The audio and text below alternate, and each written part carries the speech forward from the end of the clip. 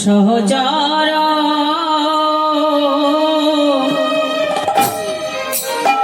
বল মেলি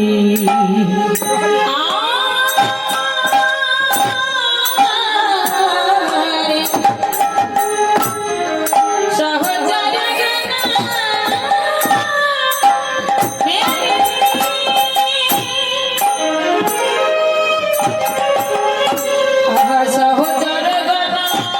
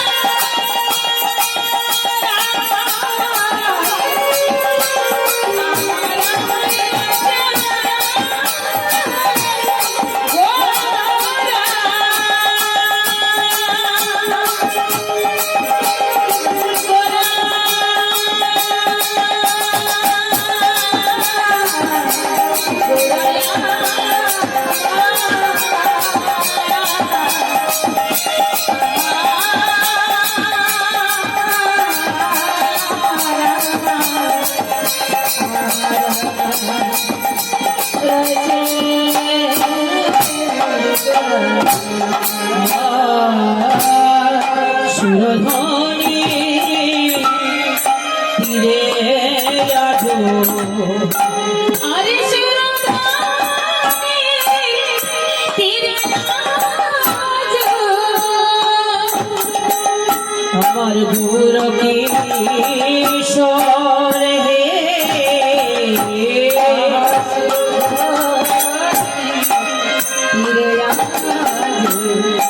আমার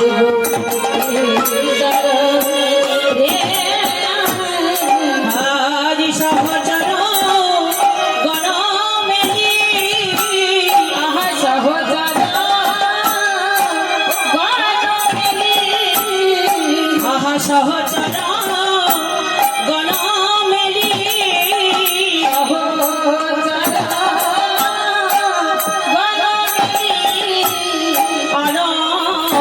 দেবী ভোরে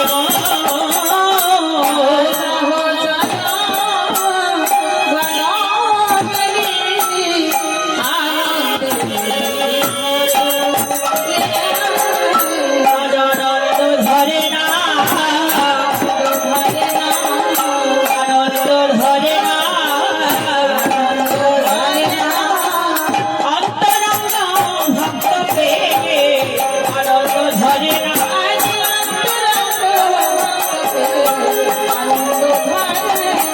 সুরধনী তীরে আদি আনন্দ ধরে না সুরধনী তীরে আদি আনন্দ ধরে না মনেতে পড়েছে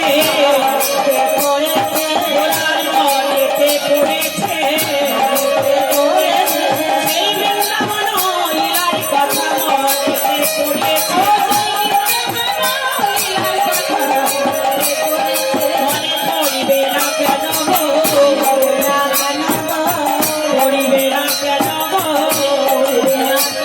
দেখো দেখো এই সে আর সেই মনে পড়িবে না কেন সেই তো বটে হে সেই তো বটে হে মাজা সোনারি নীলমণি সেই তো বটে এ তো কংস বংশ ধ্বংসকারী সেই তো বটে কংস বংশ ধ্বংসকারী সেই তো বটে এ তো কালিও নাগি দমনকারী সেই তো বটে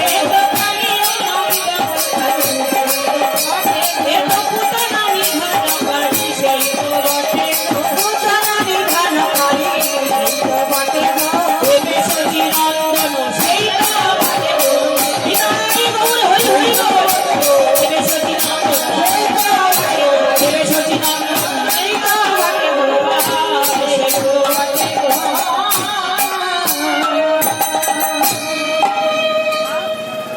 आज श्रीधामे नवद्वीपे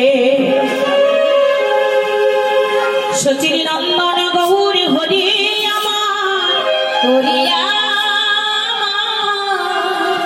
पुरबेर भावे विभोर हये जीवर हये लीला शरणे मनने करी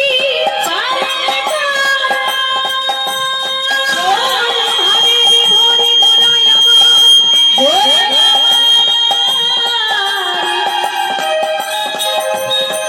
পারিষদগণ সঙ্গে নিয়ে সুরধুনীর তীরে আনন্দে বিভোর হলো আনন্দে বিভোর হলো আমার সচির নন্দন গৌর হরি পুরাবের ভাবে বিভাবিত হয়ে পুরাব লীলা স্মরণ মনন করি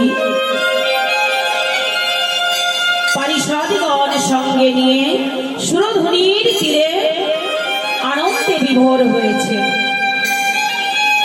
এই যে সুরধুনী, সুরধুনী কেন? সুর অর্থাৎ দেবতা, সুরধুনী ধুনী মানে নদী।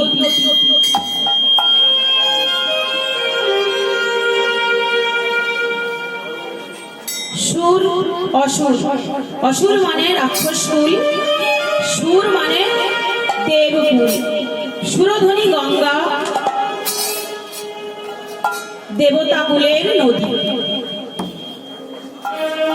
সেই সুরধুনী গঙ্গার তীরে পারিষদগণ নিয়ে আনন্দে মেতেছে।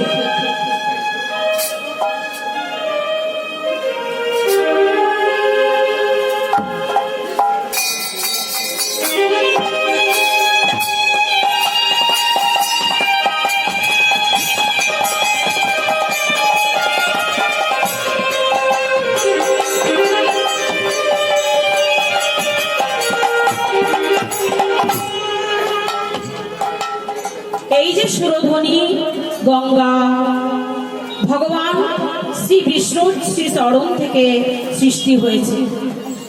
ভগবান শ্রী বিষ্ণুর চরণ থেকে জন্ম নিয়ে কলির জীবের পাপ তাপ নাশ করতে, কলির জীবের মুক্তি দেবার জন্য প্রবাহিত হয়ে চলেছে।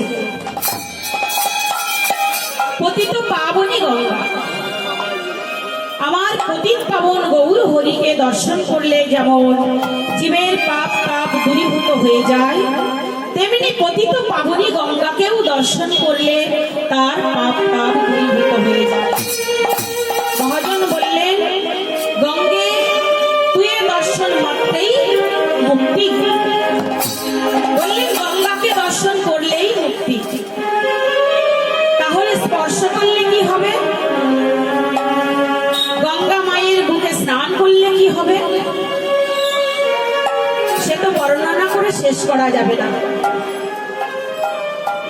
তা বলে আজকাল যে গঙ্গায় আমরা সবাই স্নান করি, সাবান শ্যাম্পু তেল মেখে স্নান করি, এভাবে স্নান করলে গঙ্গা স্নানের ফল বোঝা যাবে না।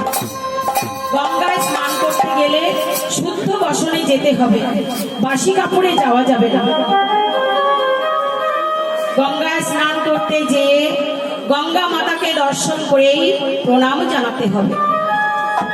প্রণাম জানিয়ে গঙ্গার জল স্পর্শ করে মস্তকে ধারণ করে গঙ্গা মায়ের কাছে ক্ষমা ভিক্ষা করে গঙ্গায় নামতে হবে স্নান করতে।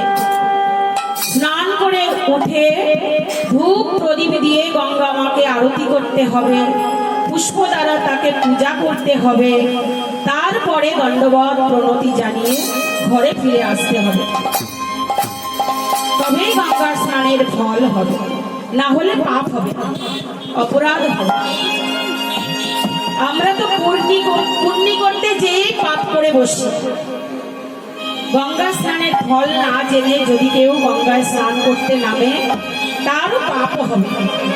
স্নান করার বিধিটা আগে জানতে হবে, তারপরে স্নান করতে হবে। সেই পতিত পাবনী গঙ্গা, সেই পতিত পাবনী গঙ্গার তীরে মার পতিত পাবন গৌর হরি পারিষদগণ নিয়ে আনন্দে মেতে আছে। মহাজন দর্শন করে বললেন, দেখো দেখো, আহা খেলায় খেলায় বিনোদ খেলা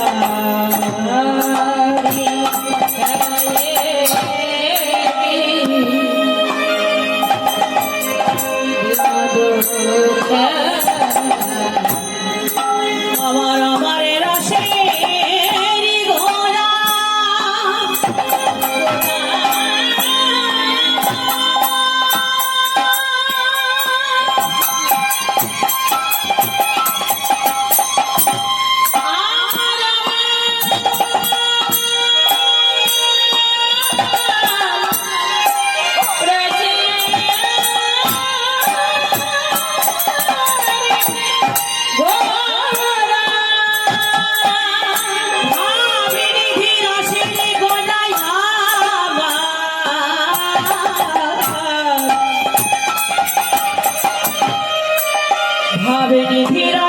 ঘোড়া খেলায় বিনোদ বিনোদ